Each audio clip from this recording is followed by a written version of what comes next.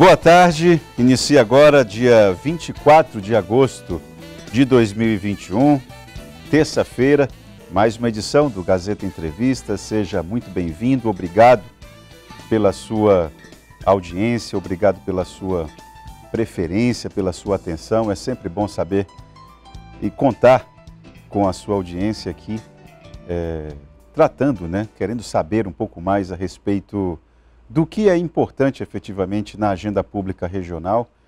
E hoje nós vamos ter a presença de uma figura, um parlamentar que está aqui no Gazeta Entrevista pela primeira vez, pelo menos eu não, primeira vez comigo na apresentação e nessa legislatura, Eu nunca tive o privilégio de entrevistá-lo. Aliás, tem algumas figuras na Assembleia Legislativa, eu até estava comentando com a produção do programa, tem alguns parlamentares que eu não sei se são mudos ou se são gagos, porque não falam, não defendem bandeiras, não dizem o que pensam. Pela primeira vez nós vamos entrevistar aqui no Gazeta Entrevista o deputado estadual Neném Almeida.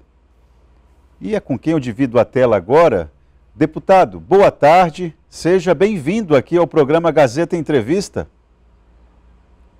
Boa tarde, Tânia. Tudo bem? É um prazer, muito obrigado pelo convite. É verdade, é a primeira vez. Na outra vez que eu fui convidado, sempre eu estava viajando, ou do município ou fora do estado, mas sempre que eu for convidado, eu estarei presente, se estiver aqui na capital. Agradeço o convite. Graças a Deus eu não sou um dos deputados que são mudos, estou sempre na tribuna. Inclusive, hoje eu falei errado um pequeno expediente, denunciei esse abuso aí da gasolina aqui no estado, que é um absurdo. Lá em Taumatuba, a gasolina R$ 8,90, não tem quem aguente mais essa gasolina. Eu já fiz mais uma denúncia desse absurdo, desse abuso. Então eu não faço parte desses deputados calados. Tá certo. Bom, eu vejo aí que o senhor está com o cavanhaque farto, Eu tenho até inveja de quem tem cavanhaque farto. Você que colocou essa dúvida nas redes sociais para saber se o internauta gostaria de você mais barbudo ou sem barba ou com barba. Agora está aí com esse visual novo. Deputado, é o seguinte, essa questão do... Vamos começar por essa agenda, que é uma agenda bem popular, mas, no entanto, me parece que a capacidade da Assembleia Legislativa intervir efetivamente nessa questão do preço do combustível é uma capacidade muito limitada, Ganha votos, mas na prática não faz muita coisa, Não faz muita coisa, mas olha só, Itana, eu costumo, para eu falar alguma coisa, eu procuro estudar antes, Para as pessoas depois não procurarem motivo como sem barba com barba, As pessoas não têm o que falar do deputado e procuram coisas com barba ou sem barba para falar mal do deputado. Mas vamos lá. Eu fiz uma pesquisa com o dono do esporte, hoje nosso CMS é 25%. É um dos mais baixos do país, não tem dúvida. Mas também muitos se dizem que foi aumentado pelo governo passado, Mas também tem uma pesquisa que diz que se a gente baixar o ICMS de 25% para 17%, dá para reduzir 50 centavos na bomba. É fácil diminuir o ICMS? Não é fácil de jeito nenhum. Nada é fácil. Mas também, nesses últimos 6 meses, o governo estadual arrecadou como nunca arrecadou antes. E o ideal é que essa arrecadação chegue à ponta, chegue ao consumidor final, que é a população. Eu não estou dizendo que o governo vai conseguir reduzir a 17%. Eu estou dizendo que o governo deveria fazer algum esforço para que esse ICMS, que foi o recorde de arrecadação, chegue ao consumidor final.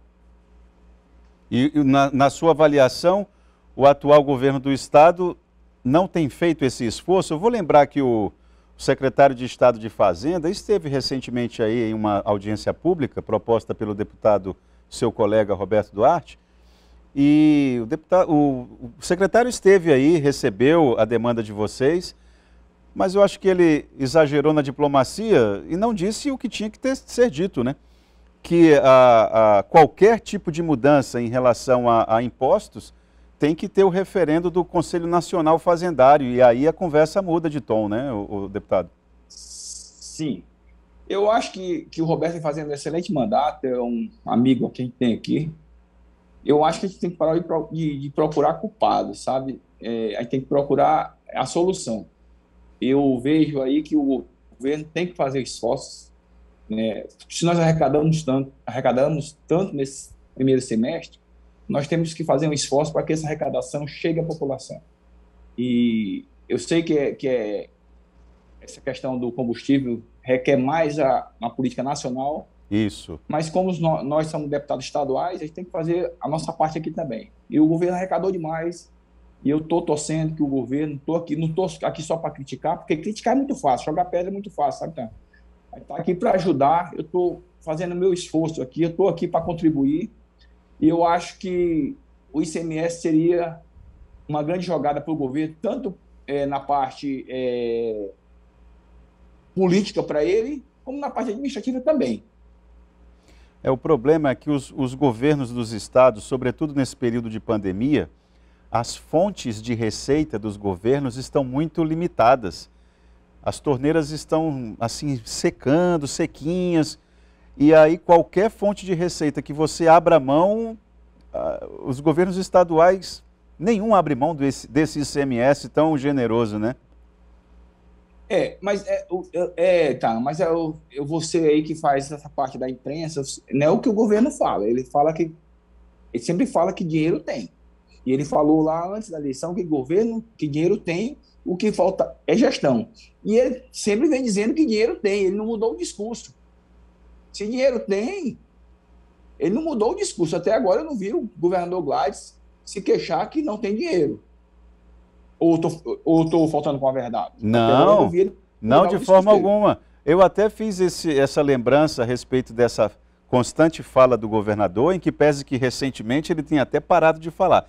Mas nos anos anteriores ele falava isso com algum orgulho, né? Dizendo que dinheiro tinha, o que falta é gestão, o que falta...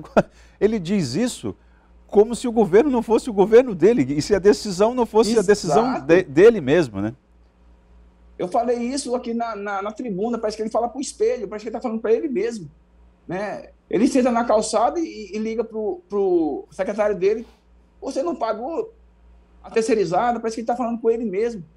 É uma coisa, parece que uma loucura, parece que acordou todo mundo, e ninguém se entende, e já está um terceiro ano de governo, finalizando o terceiro ano de governo, parece que ninguém se entende, é uma coisa meio que louca, né? E a gente torce para que dê certo, né? Eu sou filho da terra, sou ali da Cadeia Velha, da beira do rio, e assim, eu torço muito ver o Acre assim, desenvolvido. Eu fiz parte da base do governo, eu ajudei a eleger esse governo, eu quero ver o Acre desenvolvido, eu quero ver o Acreano feliz. Eu gosto muito daqui, sabe, Ita? Eu quero ver isso aqui muito bonito. E eu não torço nem contra o governo A, nem contra o governo B. Eu quero ver isso aqui bem, eu quero ver... Deputado. Eu quero ver isso aqui cada dia melhor. Deputado, o senhor, como o senhor disse há pouco, o senhor foi da base do governo. Hoje, o senhor se classifica em qual bloco, em qual grupo aí na Assembleia Legislativa? O senhor é de oposição? O senhor é dos independentes? O senhor não é mais da base do governo, pela sua própria fala, né? Não sou mais. Eu me intitulo independente. Porque, na realidade, o que se vê na política, quando você entra, que os políticos em si, assim, na sua maioria, eles não têm nem direita nem esquerda, eles têm interesses próprios, sabe? Depende do interesse deles que eles seguem o caminho. E assim, eu procuro buscar o que é melhor para a sociedade e o que vai me deixar em paz comigo mesmo, sabe? Então, aquilo que é melhor para a sociedade e o que vai me deixar em paz comigo mesmo e com Deus, eu procuro caminhar nessa direção. Porque às vezes, então, e talvez um dia você me conhecer, mas você vai saber que eu estou falando a verdade para você. Às vezes, o ter, para muitas pessoas, é maior do que o ser. E para mim, não. Para mim, o ser é maior do que o ter. Porque a paz, para mim, a paz espiritual, para mim, é muito grande. Então, o caminho que eu estava levando na base não tinha paz. Eu não dormia tranquilo. Por quê? Eu estava defendendo uma bandeira. Mas por que você não dormia tranquilo? porque eu estava defendendo uma coisa que eu não acreditava, uma coisa que eu não estava vendo que não estava certo. Que tipo de coisa? Então, Que tipo de coisa você, como integrante da base do governo que era, estava defendendo que não lhe trazia paz, com a qual você não se identificava? Qual era essa agenda que o senhor não se identificava? São várias, vou te citar algumas aqui. Ó, o governo se elegeu prometendo convocar todos os cadastros de reserva, né? E até agora não convocou nem a metade dos cadastros de reserva. Eu faço a constante luta pelos cadastros de reserva. O governo se elegeu prometendo fazer várias pontes lá em Chapuri, lá no Cruzeiro do Sul, ligando ao município que acho que é Porto Valdo, não, Porto Rodrigues Valdo, Alves. Rodrigues Alves, né? Se elegeu prometendo outras coisas. E não está fazendo, e não tem mais tempo de fazer. Né? Não tem mais tempo. E a população cobra da gente, né? Porque a gente estava lá também. A cobra da gente.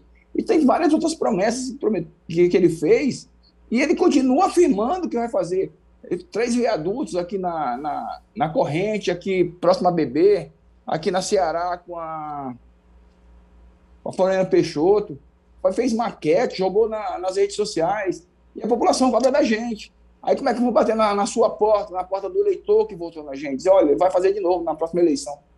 Fica difícil. Fica difícil. E eu não tenho cara para isso, né? Eu não tenho cara para... E a CPI da educação na sua agenda? Eu fui o último a assinar. Eu fui o último a assinar. E eu falei, depois que eu assinar, eu não tiro. Não tirei. Mas bobeou, mas teve uma hora ali que balançou, hein, deputado, ou não? Jamais. Jamais. Todos, diga-se de passagem, né? Todos, eu acho que até você, todos apostavam que era o Neném Almeida que ia tirar aquele nome da CPI. Havia até um envolvimento da sua esposa no paralelo ali, nomearam a sua esposa no cargo, não foi isso? Nomearam sem falar comigo, mas aquilo foi para sujar meu nome. Como do barba sem barba, com barba sem barba, a mesma coisa. Deputado, o senhor considera esse episódio da nomeação da sua esposa na sua fala, sem lhe comunicar, como uma estratégia que foi fundamental para o senhor, foi a pá de cal para o senhor sair da base do governo, não? Ou o senhor já tinha saído antes? Na realidade, ali eu já não fazia mais parte da base. Na realidade, o governador Gladys, assim, eu sempre me dei muito bem com ele, sabe? Sempre me dei muito bem com ele. Mas ali a parte abaixo do governador, ele sempre tive um distanciamento muito grande. Eu acho que essa nomeação que fizeram com minha esposa foi de propósito, para afastar mais ainda eu do governador Gladys. É isso que eu acho que aconteceu. Eu acho que nem ele sabia. Deputado, bom, já que nem ele sabia, já demonstra um total descontrole. Mas ele assinou, né? Exatamente. E como é que não sabia, né? Agora, eu quero saber, depois do intervalo, nós vamos fazer o intervalo agora, vou deixar uma pergunta